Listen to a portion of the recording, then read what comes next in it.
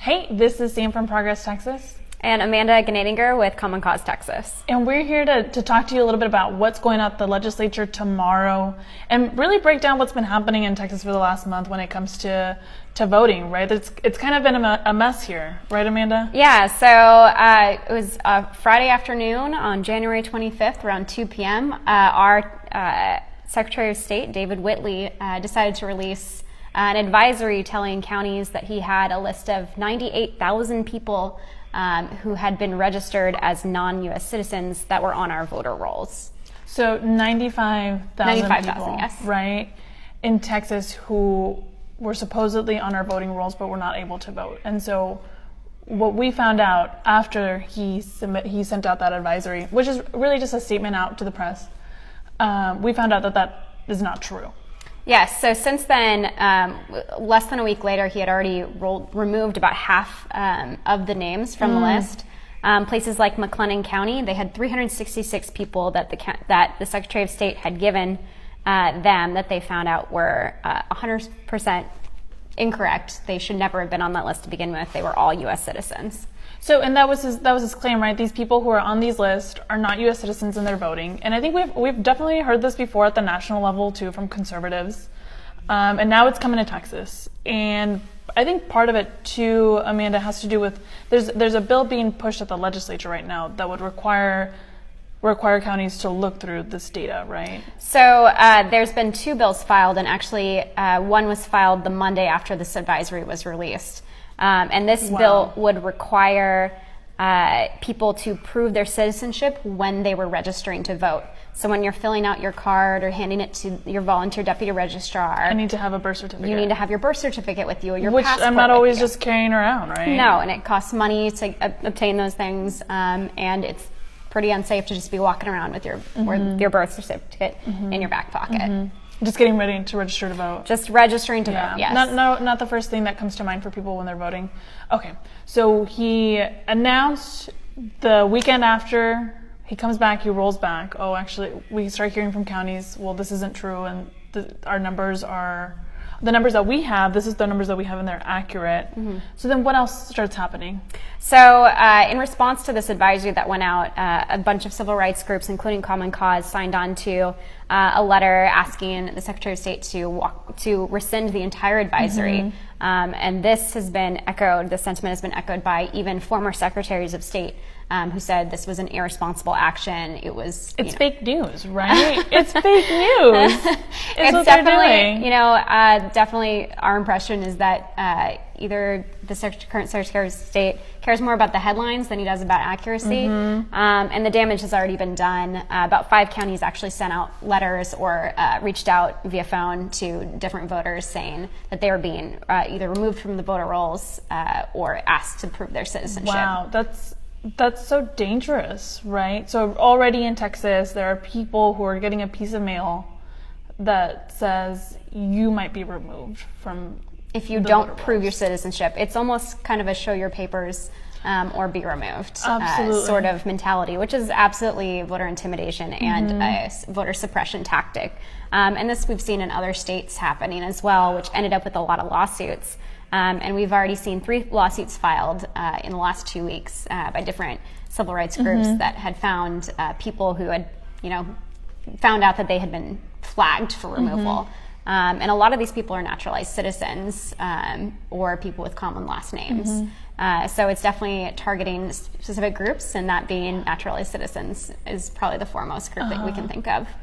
So now having all this information and knowing that this has been such a mess, what's happening tomorrow at the legislature? Yes, so because David Whitley was appointed by the governor in December, he's the man who caused this whole mess. This is David Whitley, our current Secretary of State. He's just been appointed. He's not actually been confirmed. And it's the same kind of process as the federal level, similar process. He's got to go through the nominations committee at the Senate, and then has to be passed, kind of like a regular bill would be passed. So tomorrow morning at 9 a.m., the nominations committee is going to be meeting and discussing the merits or demerits of David Whitley as our Secretary of State. Absolutely. I mean, 1 month on the job and he makes, this is certainly not a mistake. it's a clear attack and pushing out a headline that builds for political gain. Right? And the alternative to that, if it's not a deliberate attempt, it's a gross example of complete incompetence. Absolutely. The fact that half the list was walked back the next week just proves that a simple cross-check could have helped eliminate a lot of these names. Absolutely. So we have the Senate Nominations Committee hearing his nomination tomorrow. People can sign the petition, write to their state senator. Yes. And then what are the consequences if he gets confirmed? I mean, this guy has shown that he's incompetent, that there's political gain behind this, right? This is clearly an attack on by Texas conservatives. What could happen to our election integrity? So the Secretary of State is the chief officer responsible for conducting our elections. So if we see someone who he's either deliberately encouraged voter suppression tactics or by gross negligence and incompetence intimidated a lot of voters from participating at the polls, either way we're going to see this continue. This person is obviously not unfit. It's beyond a shadow of doubt that he is unfit for this position to be our chief officer responsible for our elections. And just thinking about this doesn't seem new to Texas, right? Texas has a long-standing history of voter suppression. And when we were talking about what these bills that would be filed would do, where you have to provide your birth certificate or a passport to register to vote, I mean, this is, so much voter ID, right? The ability to be able to get your identification so you can go vote comes to mind. And it just seems like, whether it's voter fraud or restricting voting rights, Texas has a long history of this, and this doesn't seem new to us, right? Absolutely. Everyone's kind of mantra in Texas is it's not a particular party state, it's a non-voting state. And we see that it's a non-voting state because of the barriers we continue to put in front of people to actively participate in their government. That's right. And I think what's really important about this moment right now that we're in, because it's so obvious what they're trying to do, right? What they're trying to do to restrict this.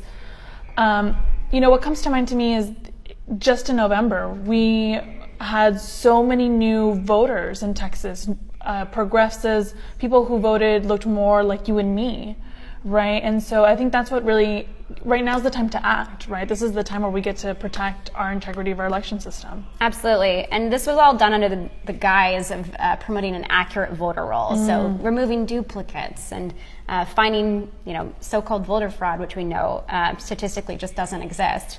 But there are much better ways if we do want to actively go after these principles like accuracy, security, efficiency. Online voter registration is something that 39 other states have enacted. Not a single one has rolled it back, and they've seen enormous cost savings. The security has increased exponentially. We're actually the only state in the United States that uses volunteer deputy registrars, which is an outdated process. We have volunteers doing the job of the state. Exactly. So I told this story before, but the other day I met a homeless man who I was talking to him about my job. And he said, "Oh, I got my ID finally. I can vote." And I'm like, "Great. Amazing. Would you like to? Are you registered?" And he said, "No." And I haven't upped my VDR status, and we don't have online voter registration, so I wasn't able to just whip out my phone and say, "Here, let's do this together. Let's register you." To vote. So we're missing people. We're letting people get disenfranchised because we're not enacting these common sense reforms. And it sounded like he was so excited to vote, right? He was so excited. He said, "Now I can vote," but yet people who don't know that there's all these barriers to getting there. Yes, there's a lot of barriers, and there's simple fixes. Unlawful voter intimidation is not the answer if we're trying to promote these principles. None of this is the answer, and so what we're asking folks who are watching this right now, please sign on to the petition, write to your state senator, and call them. They need to know that they have the ability to stop this sort of danger to come even further into our state. This needs to stop, and they have the ability to do that. Because we need leaders who want to promote voting, who want eligible voters to be able to exercise their right. So tomorrow we're going to be at the state capitol. Yes, Kamikaze will be there. Progress Texas will be there, and we're going to be making sure to keeping you updated on what's happening at the committee and what happens after. And a lot of it's going to depend on you. We need you to take action. Yes. Amanda, so do you have any parting words for our folks who are watching today? Definitely sign the petition. Your voice does matter. We've been reading through the comments that come in through the petitions, and they really are impactful, and we're going to do our best to share them with the committee tomorrow as well. So make sure to go in there and make sure your voice is heard. We appreciate it, y'all. Please take action. Thank you.